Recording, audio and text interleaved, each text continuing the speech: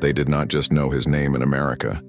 They knew it in Europe, in palaces, in theaters, in cities that had never seen a cowboy or smelled gunpowder.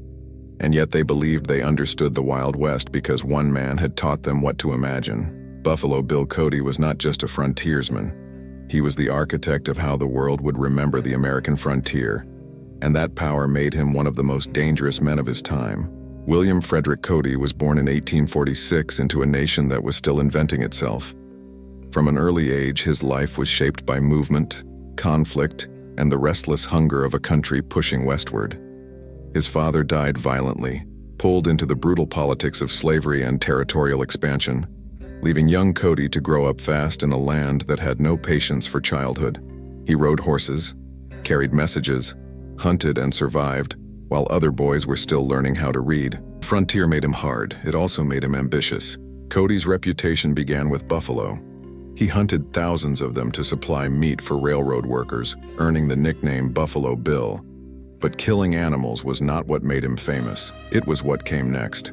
He realized that people did not just want stories of the West. They wanted to feel it, to stand inside it, to believe they had touched something wild and powerful. And Cody was smart enough to give them exactly that. He fought in real battles. He scouted for the army. He lived among native tribes. He saw blood, hunger, and fear. But unlike most men who survived those things, he did not let them remain private. He turned them into narrative. He learned how to stand on a stage and transform violence into entertainment, danger into romance, and chaos into destiny. Buffalo Bill's Wild West show was not just a circus, it was propaganda.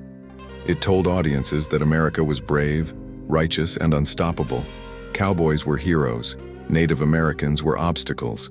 The frontier was a proving ground for greatness, and millions believed it because Cody did not just sell them a story, he sold them pride. He toured across the United States and Europe, performing before royalty and presidents, making the American West into a global legend. For many people around the world, Buffalo Bill was America. His image became the country's image, and in that moment, a single man was shaping how an entire nation would be remembered. Deaths have a cost. Behind the spectacle was a truth that could not be fully erased. The West was not a fairy tale. It was a land of displacement, broken treaties, and buried bones. He knew this. He had seen it. And yet he chose to present a version of the frontier that made people feel good about what had been done. Was he lying? Was he giving America what it needed to believe? That question would haunt his legacy, because when you control the story, you control the memory. And Buffalo Bill Cody controlled both. As Buffalo Bill's Wild West show began to dominate headlines, something unprecedented happened in American history. The frontier was no longer just a place. It became a performance. These that had never seen a cowboy, a buffalo, or a dusty trail suddenly believed they understood the West because Cody had brought it to them on a stage. Trains carried his performers from coast to coast. Steamships took them across the Atlantic. Crowds filled massive arenas to watch a version of America that was dangerous, heroic, and unstoppable. The brilliance of Buffalo Bill was not only in what he showed, but in what he chose not to show. He presented the frontier as a clash between civilization and savagery, with cowboys and soldiers standing as symbols of order. Native Americans were cast as dramatic antagonists, often played by real tribal members who had been displaced by the very expansion Cody celebrated. This gave the show an unsettling authenticity. The audience believed they were seeing history, not realizing they were watching a carefully edited story. Cody defended this portrayal by arguing that he was honoring the West, not distorting it. He claimed he paid Native performers fairly, treated them with respect, and gave them a platform. In some ways, that was true. Many Native Americans joined the show because it offered stable income and travel opportunities they could not find elsewhere. Yet the deeper truth was harder to face. The Wild West show turned suffering into spectacle. It transformed tragedy into entertainment. Still, the power of what Cody had built was undeniable. Presidents attended his shows. Kings and queens welcomed him. Newspapers across Europe praised him as the living embodiment of America. For millions, Buffalo Bill was not just a man. He was proof that the United States was bold, adventurous, and destined to lead. At a time when the nation was defining its identity on the world stage, Cody gave it a narrative it could proudly export. If this story is making you rethink how legends are created, take a moment now. Leave a like, subscribe to the channel, and comment below whether you think Buffalo Bill was a hero, a showman, or something in between. Behind the scenes, however, the machinery of myth was exhausting. Cody struggled financially, constantly reinvesting money to keep the spectacle alive. He faced criticism from those who accused him of exploiting history, yet he pressed on, driven by the same restless energy that had carried him across the frontier as a young man. He believed the West deserved to be remembered, even if that memory had to be shaped. And as the real frontier closed, Buffalo Bill's show became the last living version of it.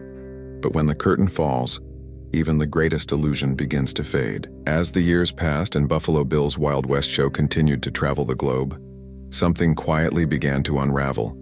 Not in the crowds, not in the applause, but inside the man who had built the illusion. William Cody was no longer just a performer. He had become the keeper of America's memory of itself, and that responsibility weighed heavier than any rifle he had ever carried. He had seen the real West. He had ridden through lands taken from native tribes, watched treaties broken, and witnessed violence that no stage could ever truly capture. Yet night after night, he stood beneath bright lights presenting a cleaner, more heroic version of that history. Audiences wanted cowboys as saviors and Indians as enemies. They wanted triumph, not tragedy, and Cody gave it to them, even when it cut against what he knew to be true. Privately, Buffalo Bill struggled with this contradiction. He respected Native American culture. He hired Native performers. He even advocated for their rights in certain cases. But his show still relied on stereotypes that reinforced the very injustices he claimed to oppose. It was a paradox he could never fully escape, using myth to keep a memory alive, while that myth slowly distorted the truth. Financial troubles also mounted. Running the Wild West show was enormously expensive. Transportation, animals, performers, and massive sets drained his resources. Even as he filled arenas, he often found himself short of cash.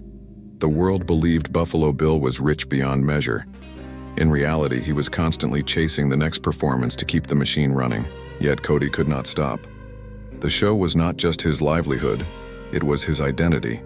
Without it, who was he? A hunter? A soldier? A relic of a vanished frontier? The Wild West show was his way of remaining relevant in a modernizing world that no longer needed men like him. It allowed him to stand in the spotlight long after the real West had faded, but time is relentless. Audiences grew more sophisticated. Cinema emerged. New forms of entertainment competed for attention. The spectacle that once felt revolutionary began to feel old-fashioned. Buffalo Bill, once the most famous man in the world, started to look like a relic of a different era. With that shift came a painful realization. You cannot live forever inside a story you created. Buffalo Bill Cody died in 1917. Not on a dusty trail or in the middle of a gunfight, but quietly, in a bed, in a country that no longer looked like the one he had helped make famous. By then, the frontier he once rode through had been replaced by cities, railroads, factories, and a modern nation that barely resembled the world he had turned into legend. And yet, even in that modern world, the image of the cowboy, the open plains, and the fearless American spirit still lived, because Cody had made sure it would. What makes Buffalo Bill different from every other man of the Old West is not how he fought, but how he was remembered. He did not let history decide his legacy. He created it.